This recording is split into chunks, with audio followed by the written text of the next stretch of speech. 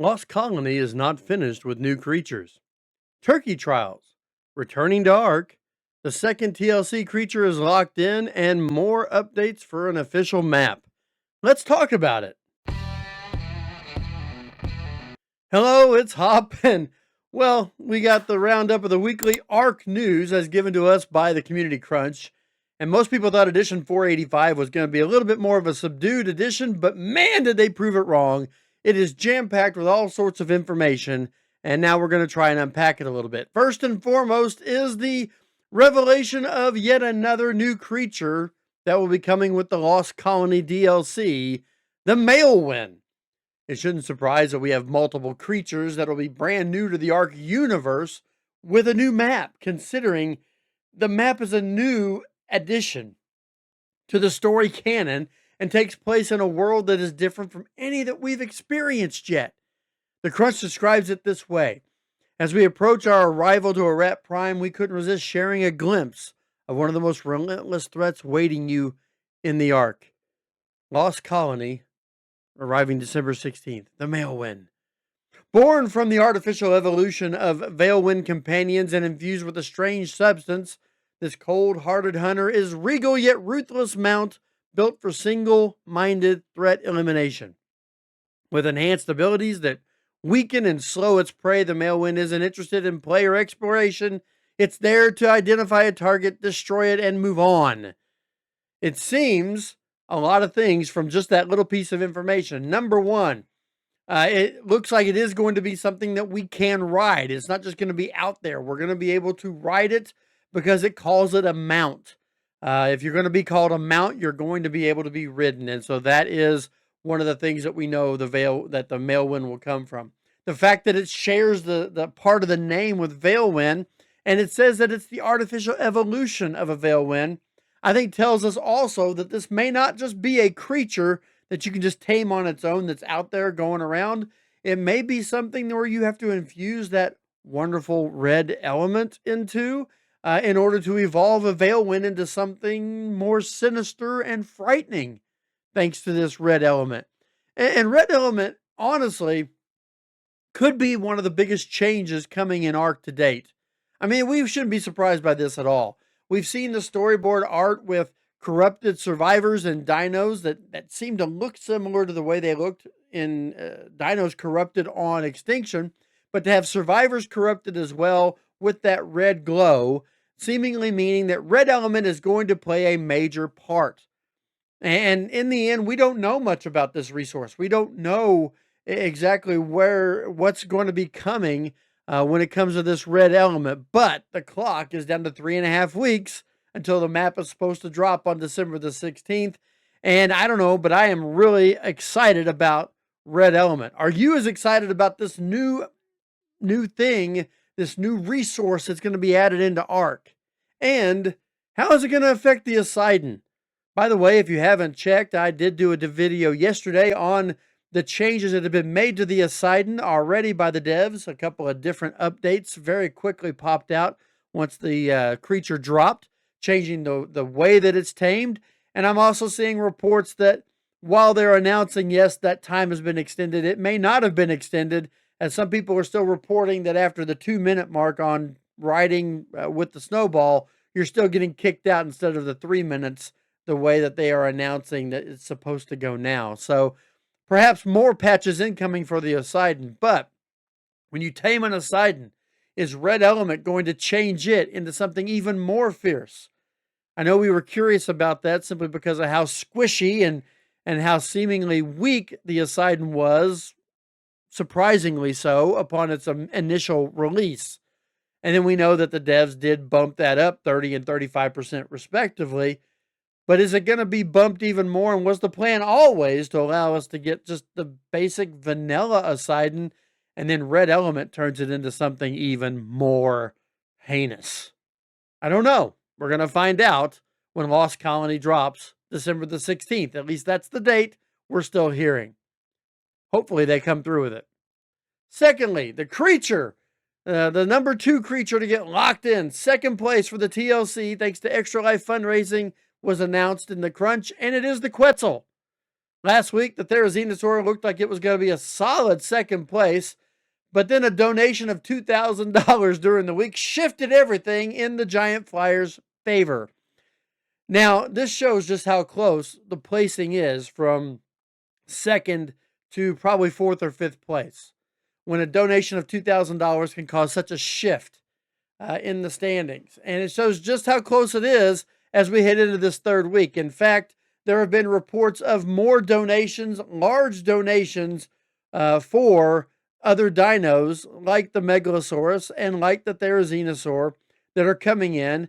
Also, the Allosaurus recently got a $5,000 donation. That was not a part of the updated standings, but as the current standings show, the Giga is in third, the Theory has slipped down to fourth, the Sleepy Dino Megalosaurus is in fifth, the Allosaurus is way down the line, but again, a $5,000 donation. Could it be pushing into sixth or even the top five when next week's standings are released? We'll find out next week on The Crunch when they release who the third dino is. So when it comes to the Quetzal TLC, what are you hoping for? Are you hoping for merely for it to look better as it flies through the air? Are you looking for a faster flying mount? Are you looking for new abilities? Which dino are you hoping gets locked in next week? Let me know in the comments. I'm curious as to what the community thinks. Also in the Crunch, the turkey trials are returning. It's been a while since we saw murder turkeys stalking the beaches and the terrains of ARK, but Wednesday, November 26th, they will be returning. The Turkey Trials event returns to official with essentially an 8-day run from November the 26th through December the 3rd. This event will also be available for unofficial servers and single-player saves by turning on the event mod in your control panels. All of the fall colors return, as well as the Super Turkey event chibi, and multiple emotes are going to be available. There's really nothing new content-wise being added. The reason for that is the devs admit they're still deep in the final stretch for Lost Colony. And so that preparation means that, hey, just be happy we're getting an event. And honestly, I can't say that I'm upset about it. The fact that they're still putting an event back out shows they are truly trying to give players everything they expect in the annual calendar. Now, personally, I hate the murder turkeys. I have to, I mean, honestly, I just don't like them. They chase you down. It's like getting a turn. It's kind of like the Mousers during the Fear Ascent event. They will literally chase you down, and they have thousands and thousands of health, depending upon their level. Now, I do have to be curious if a murder turkey or a group of murder turkeys could be used to perfectly tame an Ocelot. I'm sure somebody out there will find a way to test that as the event hits November 26th through December the 3rd. Astreos. Hey, it's getting an update. Now, we've always known it was getting an update. Nakatis, the actual modder of the map, has announced that this official partner DLC was always going to be getting a large desert biome.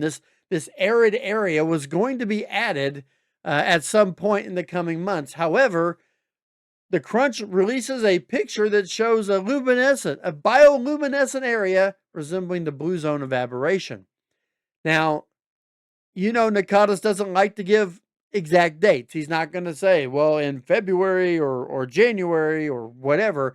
He's not going to give you a date. He's not going to say, I'm going to pin it down to this moment. But he did say that it was coming in the next few months. This upgrade expansion to Astreos, which is already one of the largest maps in the entire official map dossier, is going to have now this bioluminescent area that will probably include a rock drake trench of sorts, as you see the rock drake in the picture.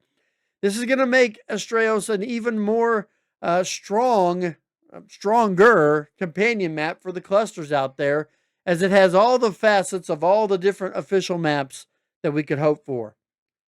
Wildcard also gave us a new spotlight video for all the cross-platform mods that are available this week. So let's take a look at that.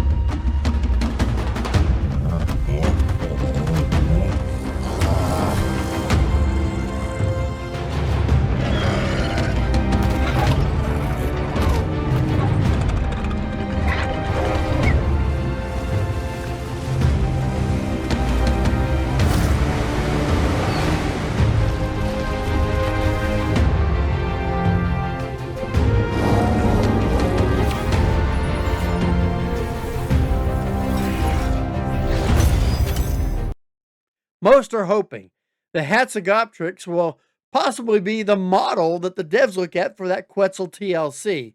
And maybe you can see why, though I don't believe that this modded creature is quite the same size as our beloved slow-flying airliner of a dino. But it'd be interesting. Could you imagine the Quetzal getting some form of a jetpack saddle? That would be interesting, but I don't know if you can do that with the platforms as well. We'll see. It'll be interesting. Either way, these mods are now available in-game for both free and premium versions, so check them out and use them if you want to. Of course, the Crunch gave us all kinds of other information, a big information dump on special rates on official servers and all other kinds of ARK servers, as well as the sunsetting of inactive servers, and community submissions were also recognized.